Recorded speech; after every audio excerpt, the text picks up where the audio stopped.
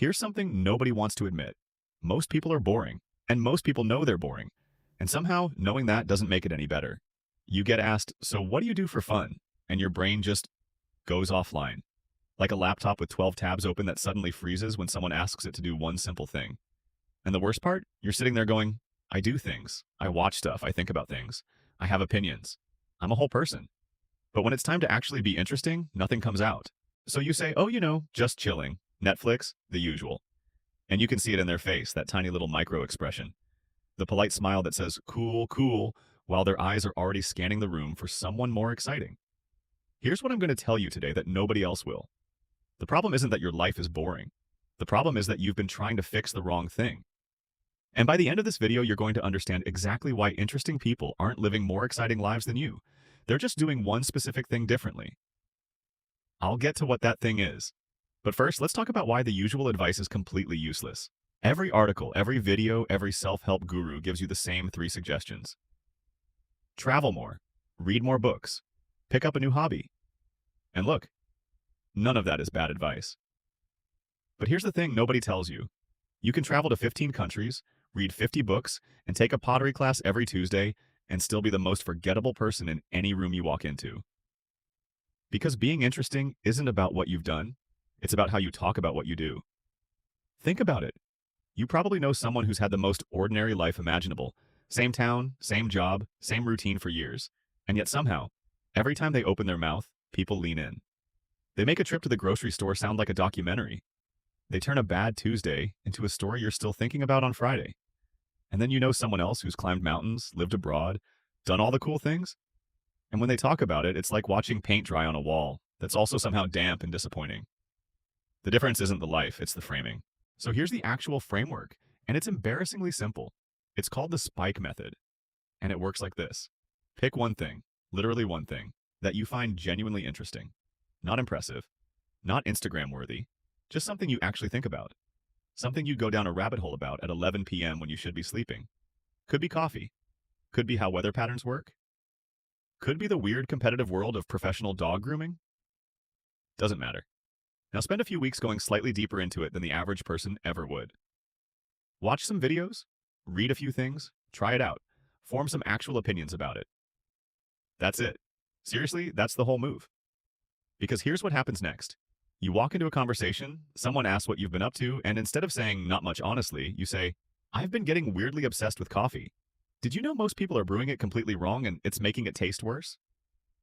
And suddenly you have a conversation, a real one that goes somewhere. You didn't just have an interesting life, you gave the other person somewhere to go. You handed them a door and said, here, open this. That's what interesting people do. They carry a door with them. Now here's the part most people mess up. And this is important. Whatever your spike is, whatever your thing is, you cannot talk about it like you're presenting a TED Talk. The second you start using technical terms, going too deep, too fast, or forgetting that the other person has no idea what you're talking about, you've lost them. Doesn't matter how genuinely cool the thing is. Think about it like this. Bill Nye explains volcanoes, and you're locked in. A geology PhD explains volcanoes, and halfway through you're wondering if you left the stove on. Same information. Completely different delivery. The trick is to lead with the hook, not the knowledge. Don't open with what you know. Open with what surprised you. What made you think, wait, seriously? Because that's the thing that'll make them think, wait, seriously? I've been into coffee lately. Fine, okay. I just found out the way most people make coffee is actually killing the flavor, and it takes like 30 extra seconds to fix it. Now they're listening. You're not showing off. You're inviting them into the thing you found interesting. Big difference.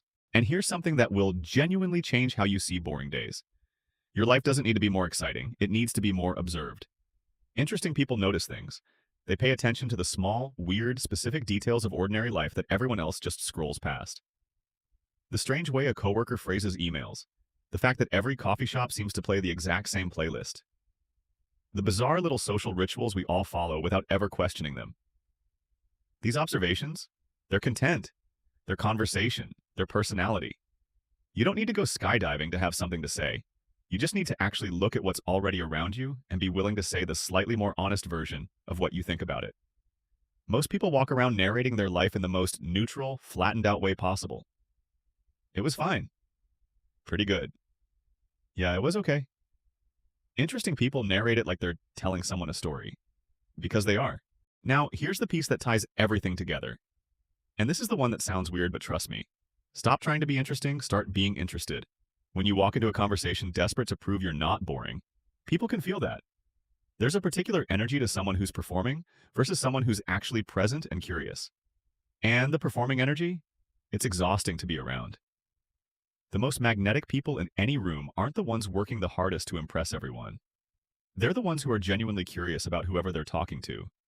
They ask real questions. They listen. They respond to what's actually being said instead of just waiting for their turn to talk. And the strange paradox is, the more genuinely interested you are in other people, the more interesting they find you. Because you gave them the one thing most people never give anyone: actual attention. So here's your actual takeaway. 3 things. 1. Pick your spike. 1 topic. 1 rabbit hole. Go slightly deeper than normal. 2. Lead with the hook, not the knowledge. What surprised you? What made you think, wait, really? 3. Be curious, not impressive. Ask 1 real question per conversation and actually listen to the answer. Your life doesn't need a makeover. It needs a narrator, and now you've got one.